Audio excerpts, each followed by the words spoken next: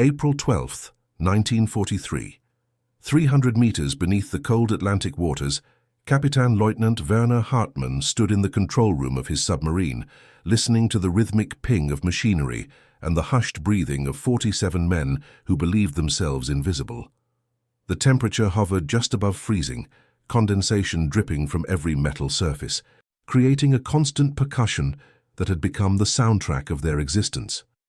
Outside, a convoy of 32 merchant vessels churned toward Britain, their hulls heavy with American steel, grain and petroleum that would never reach England if Hartmann had anything to say about it. His crew had been at sea for 53 days, and in that time, they had sent 4 Allied ships to the bottom without a single detection. They had become ghosts in the deep, and Hartmann believed his submarine was the most silent hunter in the Atlantic. He had no idea that for the past 2 hours, a young American sonar operator named Timothy McKenna had been tracking every turn, every depth change, and every heartbeat of his supposedly invisible submarine. Before we dive into this story, make sure to subscribe to the channel and tell me in the comments where you're watching from. It really helps support the channel. What Hartmann was about to discover would shatter everything the German Naval Command believed about underwater warfare, proving that technology had already made their most carefully guarded tactics obsolete before they even knew they were being watched. Werner Hartmann had been a submariner for 5 years, and he trusted the ocean the way other men trusted their wives. He understood its moods, its temperatures, its layers of varying density that could hide a submarine from enemy listening devices. On this morning, he had positioned his vessel beneath a thermocline, a sharp temperature boundary that bent sound waves upward, creating what his training had taught him was an acoustic shadow. The American destroyers circling above, he believed, might as well have been blind. In the forward torpedo room, Oberleutnant Klaus Brandt checked the readiness of their 6 remaining torpedoes. Each one represented weeks of German industrial production, precision engineering that combined electric motors, gyroscopes, and 300 kilograms of high explosives. Brandt was 24 years old, the son of a Hamburg shipbuilder, and he had already survived 2 submarine deployments that had claimed the lives of 3/4 of his graduating class. He moved through the cramped space with practiced efficiency, his fingers checking pressure gauges and depth settings by touch in the dim red lighting that preserved the crew's night vision. The head mechanic, Maschinenmat Friedrich Weber, monitored the diesel engines that had been shut down hours ago. Now they ran on electric batteries that would give them perhaps 8 more hours of underwater operation before they would need to surface and expose themselves to recharge. Weber had served on surface ships before volunteering for submarine duty, and he sometimes wondered if that decision had been the biggest mistake of his life. But he kept his doubts to himself, focusing instead on the oil temperature readings and the battery consumption rates that could mean the difference between life and a cold death in the deep Atlantic. What none of these men knew was that 7 kilometers away, aboard the American destroyer escort USS Bronson, sonar technician 2nd Class Timothy McKenna sat in a darkened room smaller than a broom closet, wearing headphones that fed him a constant stream of underwater sound. McKenna was 19 years old, from a small town in Pennsylvania where the loudest sound had been the church bell on Sunday mornings.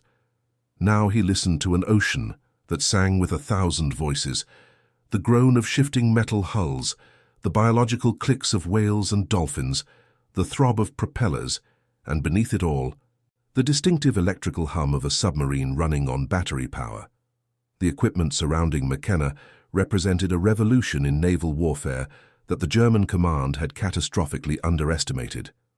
The sonar system on the Bronson was not the simple listening device of 1941, prone to confusion and limited in range. This was a sophisticated array of hydrophones that could separate different frequencies, filter out ambient noise, and track multiple contacts simultaneously.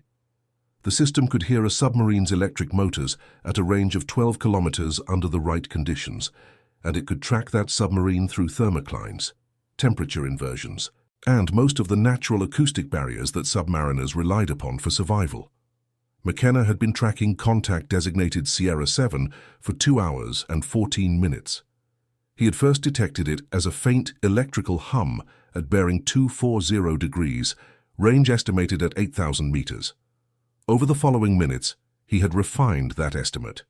Noting the distinctive frequency signature of German battery-powered motors and the subtle vibration pattern that suggested a Type 7 submarine, the most common model in the German fleet. Lieutenant Commander Robert Hayes, the Bronson's commanding officer, stood behind McKenna's station, studying the plotting board where the submarine's estimated position was marked with a grease pencil. Hayes was 32 years old, a graduate of the Naval Academy, who had spent the first year of the war on convoy escort duty without firing a single depth charge in anger. He had studied the reports from other destroyer captains, read the intelligence summaries about German submarine tactics, and trained his crew relentlessly in anti-submarine warfare. Now, finally, he had a genuine contact, and he intended to make the most of it. Hayes had under his command 186 men, a ship displacing 1,400 tons, and an arsenal of depth charges, forward-throwing mortars called hedgehogs, and 3-inch deck guns. But his most valuable weapon was standing right in front of him, a 19-year-old sonar operator with perfect pitch and the patience to listen to ocean noise for hours without losing concentration. The tension in the Bronson's Combat Information Center was palpable but controlled.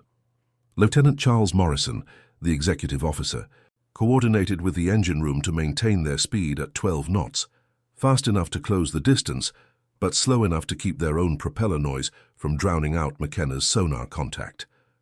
Ensign David Park plotted firing solutions on a mechanical calculator, updating attack angles and estimated submarine courses based on McKenna's bearing reports. Back on the submarine, Hartmann was reviewing his attack plan with Brandt. They would wait until nightfall, then surface to periscope depth and select their targets from the convoy. The richest targets would be the tankers. Sinking one fully loaded petroleum carrier would deny Britain millions of liters of fuel.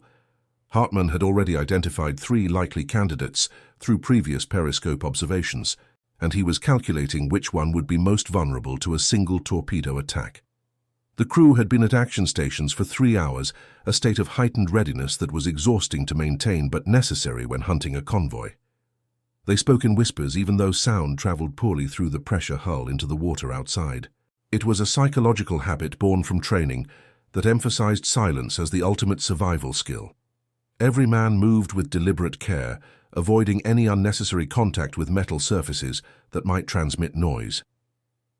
In the submarine's radio room, Funkmatt Hans Keller monitored German naval frequencies, listening for any broadcast messages that might alter their orders. Keller had been a radio operator for 6 years, first on surface vessels, and now underwater where reception was nearly impossible, except at periscope depth.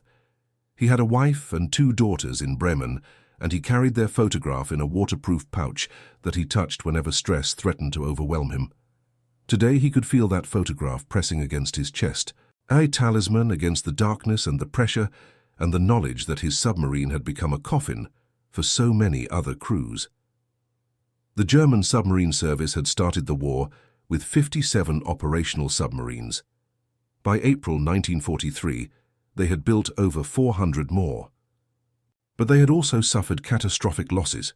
230 submarines sent to the bottom with their crews, a mortality rate that exceeded 70% for men who served in the submarine force. These statistics were not shared with the crews, but the men could count. They knew how many boats left port and how few returned. They knew that every patrol might be their last. What they did not know, what German naval intelligence had failed to grasp, was that the technological advantage had shifted decisively against them. The Allied navies had not just improved their sonar, they had revolutionized it. New centimetric radar could detect a surface submarine at night or through fog. High-frequency direction finding could track submarine radio transmissions and vector escort vessels toward the source. Improved depth charges could be set to detonate at precise depths, and forward-throwing weapons could attack a submarine without requiring the attacking ship to pass directly over the target, losing sonar contact at the critical moment. Aboard the Bronson, McKenna suddenly stiffened in his chair. Through his headphones, he could hear a subtle change in the contact's acoustic signature, a slight increase in the electrical hum that suggested the submarine had just increased speed, perhaps accelerating from 3 knots to 5 knots. It was a small change, but it told McKenna that the submarine was maneuvering, possibly preparing to change depth or angle for an attack. McKenna reported this to Hayes in a calm, professional voice that betrayed none of the excitement he felt. This was his first real submarine contact, the culmination of months of training that had transformed a Pennsylvania farm boy into one of the Navy's newest sonar operators.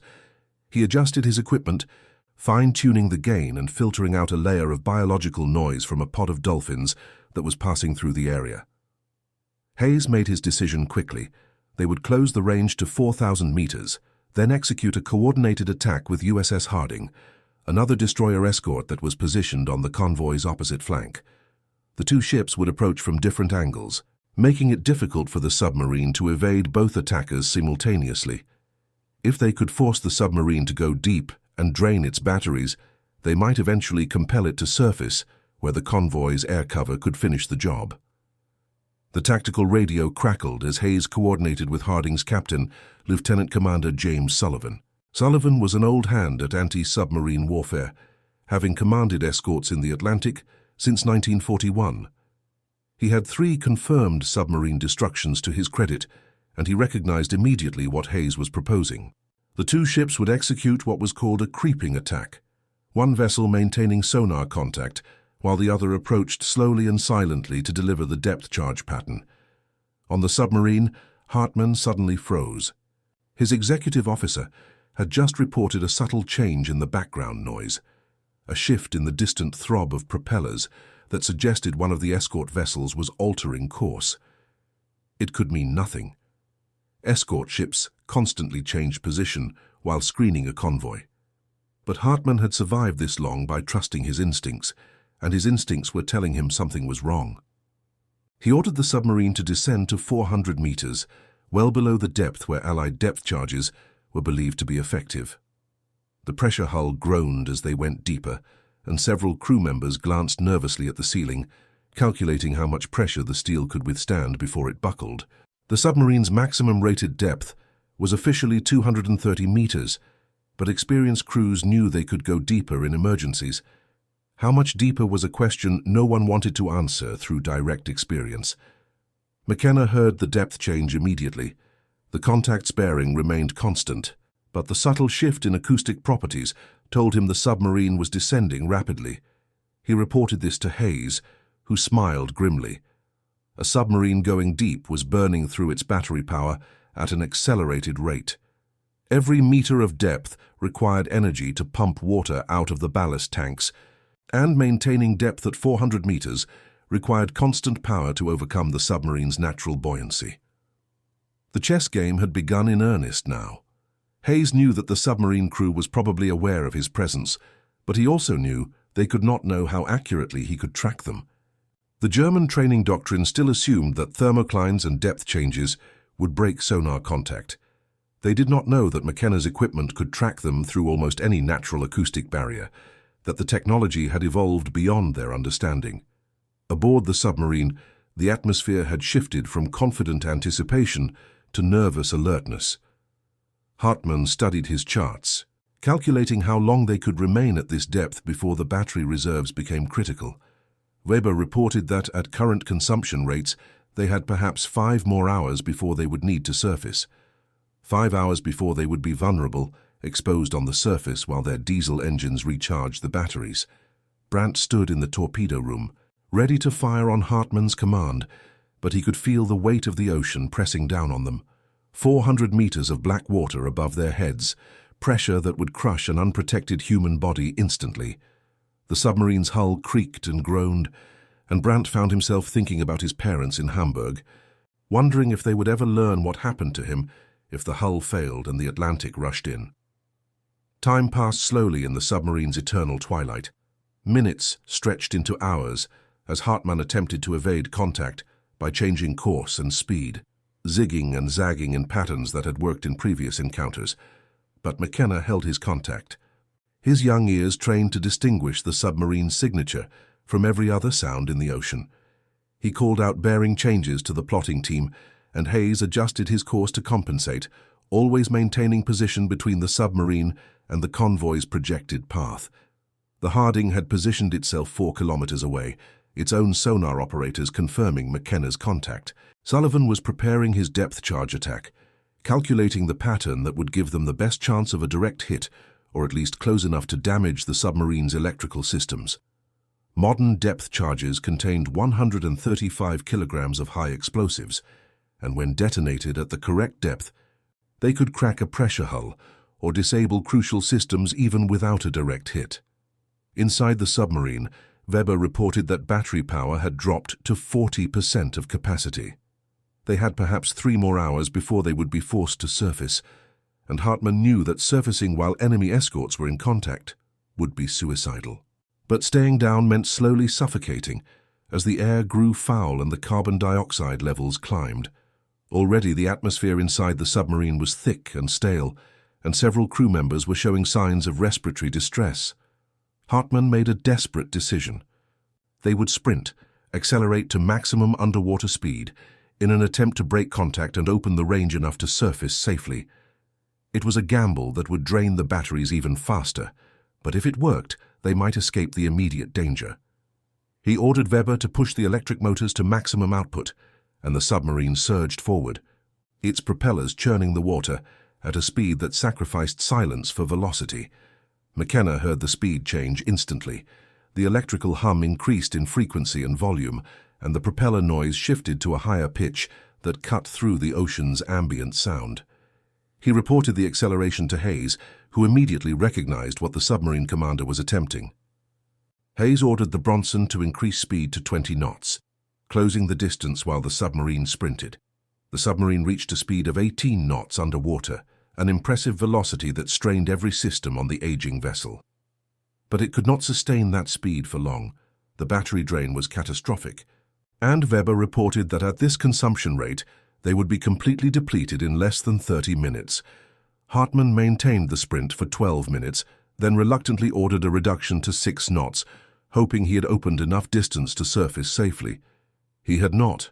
McKenna still held solid contact, and Hayes had closed the range to 3,000 meters. Sullivan was ready with his depth charge attack, and Hayes gave the order to commence the coordinated assault. The Bronson would maintain sonar contact while Harding made its attack run, approaching silently from a different angle to deliver the depth charges. On the submarine, the radio operator Keller suddenly reported a new sound, propeller noise approaching from a bearing they had not been tracking. Hartmann's blood ran cold as he realized they were facing multiple attackers, that the escort screen was more sophisticated than he had anticipated.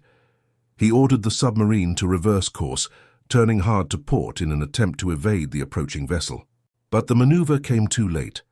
Sullivan had timed his attack perfectly, and the Harding's crew released their depth charge pattern, 8 charges set to detonate at depths ranging from 350 to 450 meters. The charges tumbled through the water, their preset fuses counting down the pressure as they descended. Hartmann heard the splashes above them, the distinctive sound of heavy objects hitting the water. He knew what was coming, and he ordered the crew to brace for impact. Every man grabbed onto something solid, preparing for the shock waves that would tear through the submarine. The first explosion detonated 200 meters behind them, a massive concussion that shook the submarine like a toy in a child's hand. Metal groaned, light bulbs shattered, and the deck tilted sharply as the shock wave pushed the submarine sideways through the water. The second and third explosions followed in rapid succession, each one closer than the last. One charge detonated directly above them, and the pressure hull buckled slightly, a terrifying sound of stressed metal that suggested the submarine was approaching its structural limits.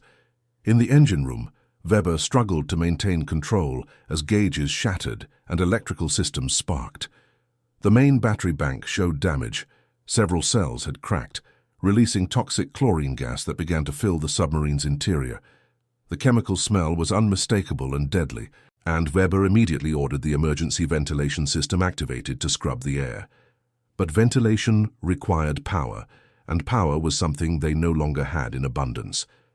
The battery reserves had dropped to 15%, barely enough to maintain life support and minimal propulsion. The submarine was wounded, bleeding power and air quality, and Hartmann knew they had no choice. They had to surface. He gave the order with a heavy heart, knowing what it meant. Weber blew the main ballast tanks, forcing high-pressure air into the chambers to displace the water and provide buoyancy. The submarine began to rise, ascending toward the surface and toward the waiting guns of the American escorts. McKenna tracked the submarine's ascent, reporting the depth changes as the contact rose through the water column. Hayes positioned the Bronson to intercept, and on the deck, gun crews trained their weapons on the estimated surfacing point. Everyone knew that a surfacing submarine could still be dangerous. It might fire torpedoes in a last desperate attack, or its deck guns might engage before it could be overwhelmed. The submarine broke the surface 3,000 meters from the Bronson, its grey hull streaming water, as the conning tower emerged into the afternoon sunlight. Hartman opened the hatch and climbed onto the bridge, immediately seeing the American escorts converging on his position. The Bronson was approaching from port, the Harding from starboard, and in the distance he could see other escort vessels racing to join the action. He knew he had lost. His submarine was crippled, his batteries nearly exhausted, and his crew was breathing toxic air. He could not dive again, could not fight, could not run. After 53 days at sea and 4 successful encounters, his war was over. Hartman gave the order to abandon ship, and his crew began emerging from the hatches, climbing onto the deck with their hands raised in surrender. They opened the valves to scuttle the submarine, flooding the interior compartments to prevent it from being captured intact. The submarine would sink, but his men would survive. Hayes approached cautiously, his guns trained on the submarine, but holding fire as it became clear the crew was surrendering. The Bronson's motor launch was lowered, and American sailors moved in to rescue the German submariners from the cold Atlantic water. One by one, the German crew was pulled from the water, wrapped in blankets and given hot coffee, the first warm drink many of them had consumed in days. Weber was among the last to leave the submarine, making sure all his men had evacuated before climbing out himself. As he emerged onto the deck, he looked back at the vessel that had been his home and his workplace, watching it settle lower in the water as the ocean claimed it. He felt an unexpected surge of grief for the machine, for the engineering marvel that had carried them across thousands of kilometers of hostile ocean, only to fail in the end. Brandt surfaced coughing, his lungs still burning from the chlorine gas he had inhaled during the final minutes underwater. American sailors hauled him into their launch, and he found himself sitting next to Keller, the radio operator who still clutched his waterproof photograph pouch. Neither man spoke, both processing the shock of survival and capture. Hartman was the last to leave, standing on the conning tower as the submarine's bow tilted upward and the stern began to sink. He saluted the vessel one final time, then dove into the water and swam toward the American launch. Strong hands pulled him aboard, and he found himself face to face with Hayes, who offered him a cigarette and a light. The submarine slipped beneath the waves 38 minutes after surfacing, its hull disappearing into the depths it had inhabited for so many weeks. 47 men had surfaced, 47 men had survived. In a war where submarine crews often went down with their vessels, this outcome was almost miraculous. Aboard the Bronson, the German crew was assembled on the deck, where Navy corpsmen checked them for injuries and gave them medical attention. Most suffered from mild hypothermia and exhaustion, but all would recover. They were given dry clothing, food and water, and they were treated with a professional courtesy that surprised many of them. There was no hatred in the eyes of their captors, no desire for revenge, just the relief of men who had done their jobs well and survived another day. McKenna came up from the sonar room to see the prisoners, curious about the men he had been tracking for hours. He spotted Hartman immediately. The captain still carried himself with an air of authority, despite his wet clothing and disheveled appearance. Their eyes met briefly, and Hartman gave McKenna a small nod of acknowledgement, one professional to another. That evening, as the convoy continued toward Britain, and the captured Germans settled into temporary confinement below decks, Hayes interviewed Hartman through an interpreter. The German captain was initially reluctant to speak, but gradually he opened up, curious about how the Americans had tracked him so effectively. Hayes explained the basics of the improved sonar system, careful not to reveal classified details, but willing to satisfy Hartman's professional curiosity. Hartman listened with growing understanding and dismay. The thermoclines he had relied upon, the acoustic shadows he had trusted, the depth changes that were supposed to break contact, all of them had been rendered obsolete by technology he had not known existed. His submarine had not been invisible. It had been tracked continuously for hours, and the American sonar operator had heard every maneuver, every depth change, every attempt at evasion. The realization was humbling and terrifying. If this was true for his submarine, it was likely true for the entire German submarine fleet. The tactics they relied upon, the training that emphasized silence and stealth, all of it had been compromised by technological advances the German Naval Command had not anticipated or countered. Hartmann understood in that moment that the war beneath the waves had fundamentally changed, and Germany was on the losing side of that change. The captured crew remained aboard the Bronson for 3 days until the ship reached port in Iceland. From there, they were transferred to a prisoner of war camp, where they would remain for the rest of the war. Their confinement was not harsh. They received adequate food, medical care, and were allowed to correspond with their families through Red Cross channels. Compared to what they had experienced in the submarine, the camp almost felt comfortable. Brandt used his time in captivity to teach himself English, studying from books provided by the camp administration. Keller organized a prisoner choir that performed concerts for both captives and guards. Weber took a position in the camp's maintenance shop, using his mechanical skills to repair equipment. They adapted to their circumstances, accepting that their war was over and looking forward to eventual repatriation. Hartmann spent his captivity writing, documenting his experiences, and analyzing what had gone wrong. His writings would later prove valuable to Allied intelligence, providing insights into German submarine tactics and training.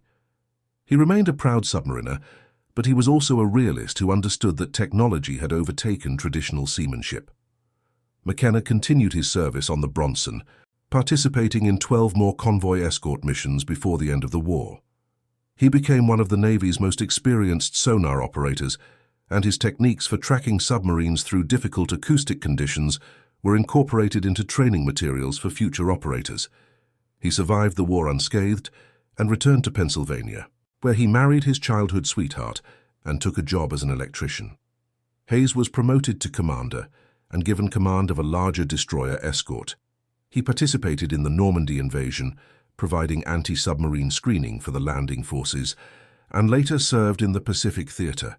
He finished the war with 4 confirmed submarine destructions to his credit, and he remained in the Navy until retirement in 1963.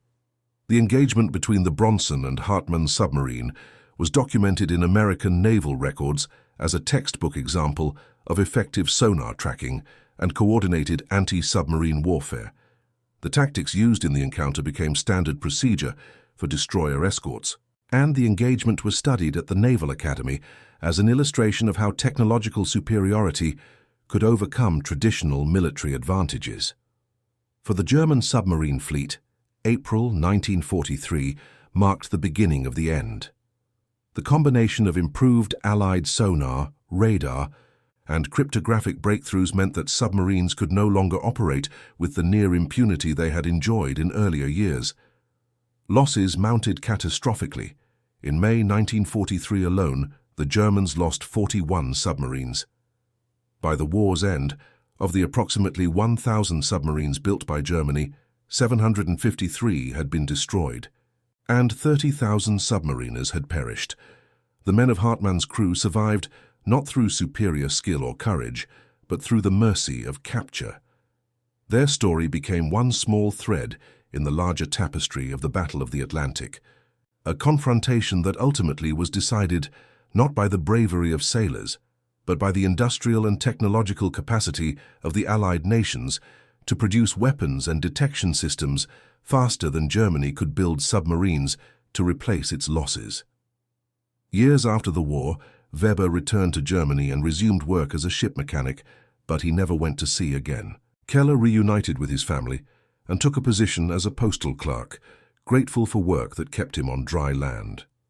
Brandt emigrated to Canada, where he used his engineering knowledge to work in civil construction. None of them spoke much about their submarine service, carrying the memories privately as veterans often do. Hartmann eventually returned to his family in Kiel, and spent his remaining years teaching maritime history at a local technical school. He occasionally lectured about submarine warfare, always emphasizing the technological dimensions that had ultimately determined the outcome. He maintained correspondence with Hayes until the Americans' death in 1978, two old warriors who had faced each other across a vast ocean and survived to become friends. The submarine itself remained on the ocean floor where it sank, one of hundreds of steel tombs scattered across the Atlantic seabed.